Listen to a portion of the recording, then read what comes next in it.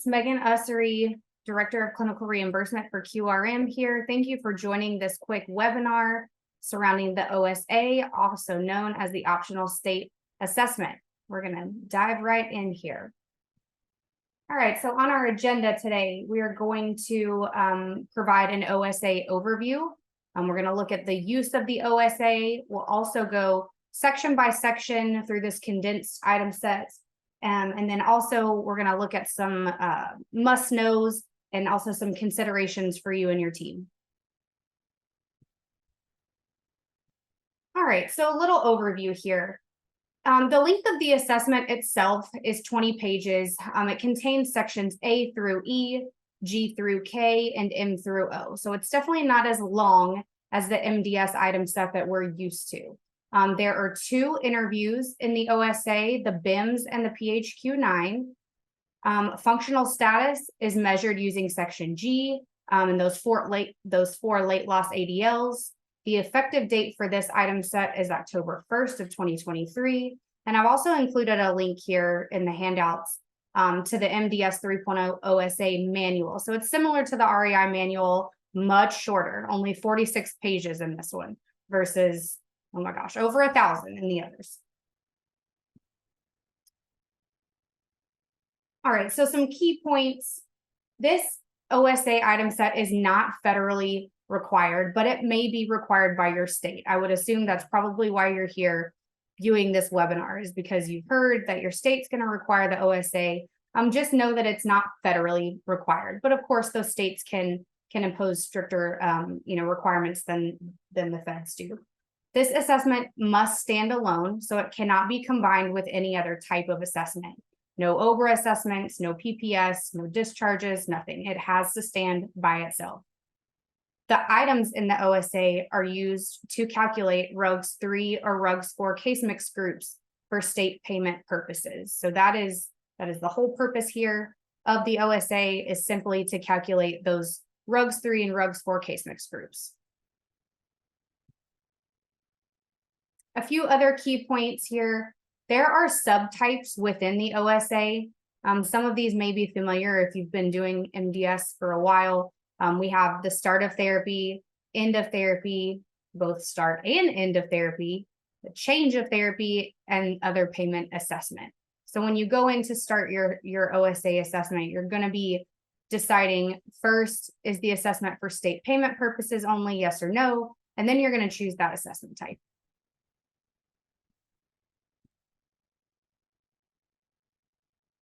All right, so let's go through each of the sections and get a good look at the bones of the OSA. So section A has that standard demographic information that we're used to. Section B just has 2 questions in it, that's it. So B0100 asks if the resident is in a persistent vegetative state or has no discernible consciousness. And B0700, we have that make self-understood item. Section C, which we're very used to, should be very familiar, contains that BIMS interview, and it does have both the resident and the staff assessment available. All right, moving on to section D, we have the PHQ-9, and no, your eyes are not deceiving you here. This is the full PHQ-9. As you probably know, the OBRA item set that will be active as of 10/1 contains the PHQ-2 to 9. However, this OSA will retain the full PHQ-9 interview. So no 2 gateway questions here. This is not PHQ-2 to 9. You're going to be responsible for entering in answers to all of those questions in the PHQ-9 interview. All right, so section E has 4 items. These are the potential indicators of psychosis and the presence and frequency of behavioral symptoms, rejection of care, and wandering. Very straightforward here. We've been coding these in the OBRA and PPS item sets for a long time. These should be very familiar. All right, so a shortened version of section G that we've been used to over the years is contained in the OSA item set. We're just going to be coding the 4 late loss ADLs here in the OSA. So the look back period remains 7 days. We're still going to use the rule of 3 to code this section. I did include the rule of three algorithm and instructions here as a reminder.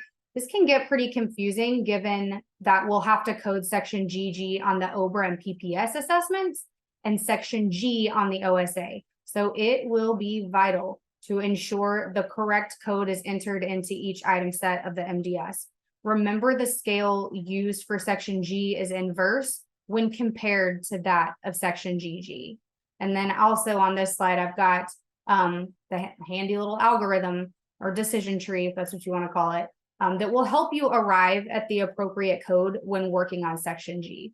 Like I said, this can get a little bit confusing, so I would certainly keep this handy and use it when coding section G inside of the OSA.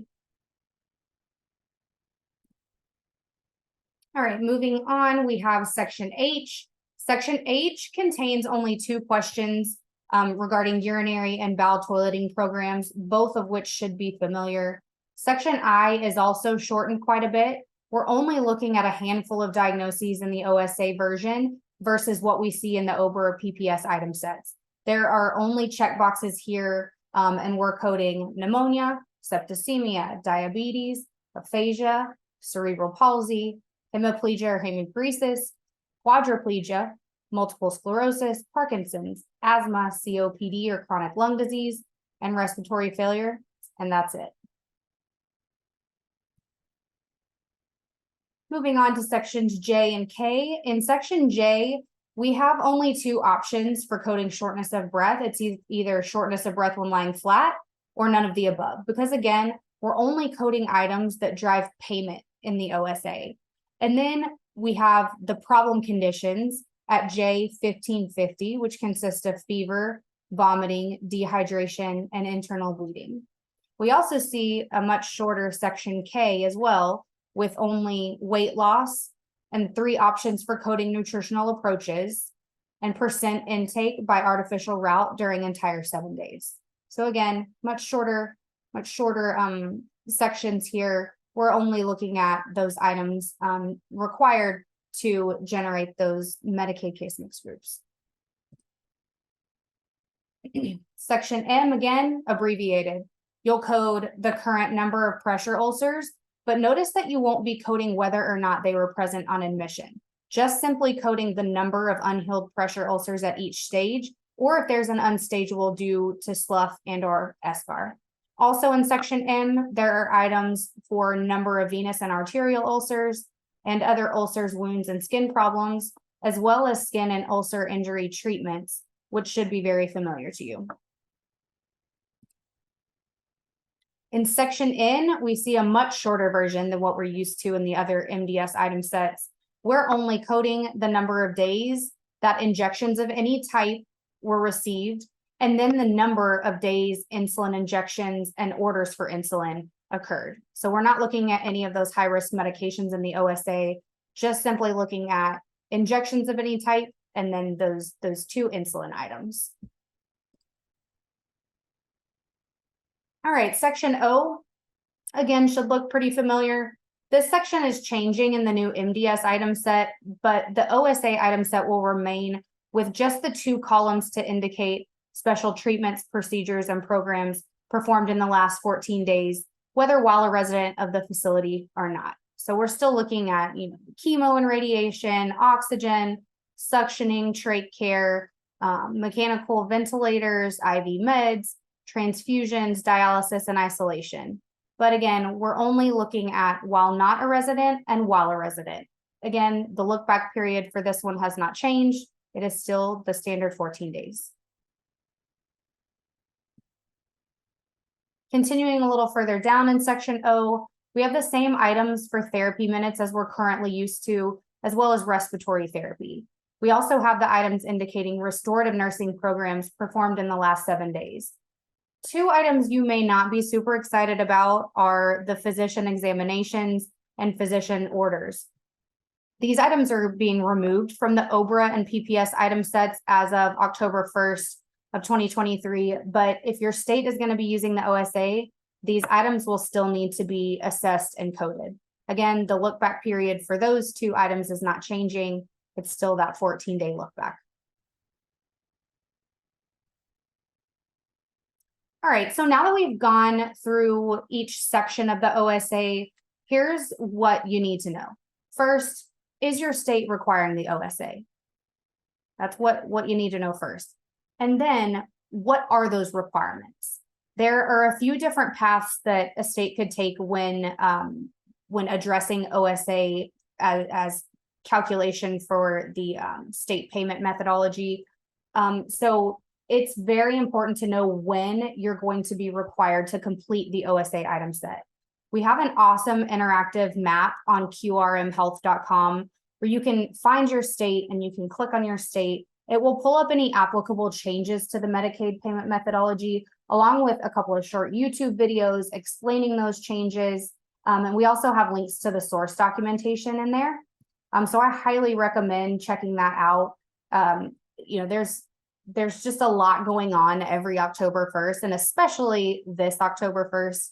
So get yourself familiar with what your state's specific requirements are. And we've got that lovely map to help you with that.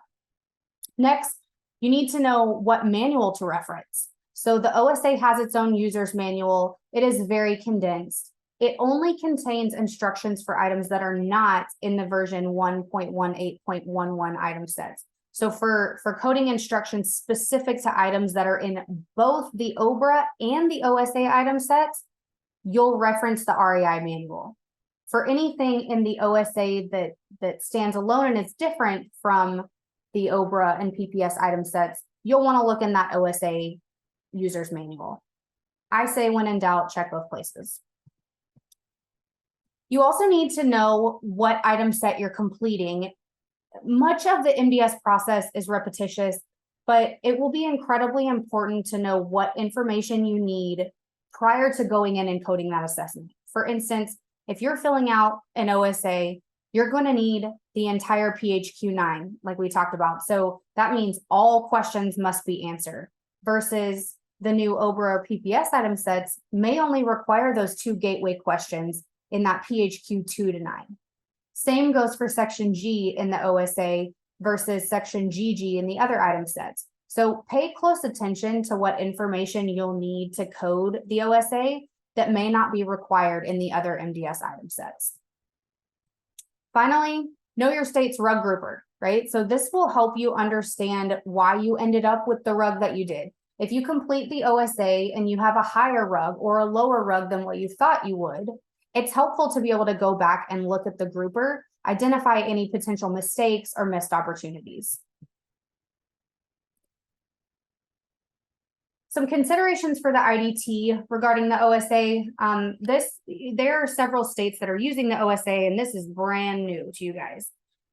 This will create additional work for the team. There's no doubt about it. Because this item set cannot be combined with any other item set, it is an additional responsibility, not only for the MDS coordinator, but also the IDT, because some of the information that isn't required on the other MDS assessments will still be required for the OSA.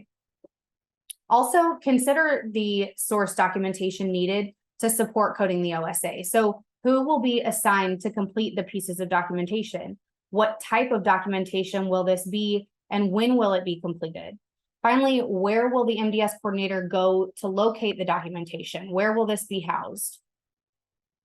These are all topics that really must be discussed with the IDT and followed up on frequently to ensure a super smooth transition across October 1st. All right, so just a couple of things about QRM. We do have MDS Oversight Services, where our focus is on reimbursement capture and auditing. We also do state-by-state CMI management. I already mentioned that awesome interactive map that we have on our website. So I highly suggest that you go check that out if you're concerned, or maybe you're not sure what your state is doing beginning October 1st. We also provide interim remote MDS coverage. We do compliance auditing. We manage and help build out processes for QM and 5-star support. We have RAI-based education and training. And we have some pretty awesome analytics platforms that we use to trend KPIs. All right, of course, If you have any questions, please don't hesitate to reach out to us. We're here to help. Wishing you a wonderful October 1st. We're here to help you if you need anything.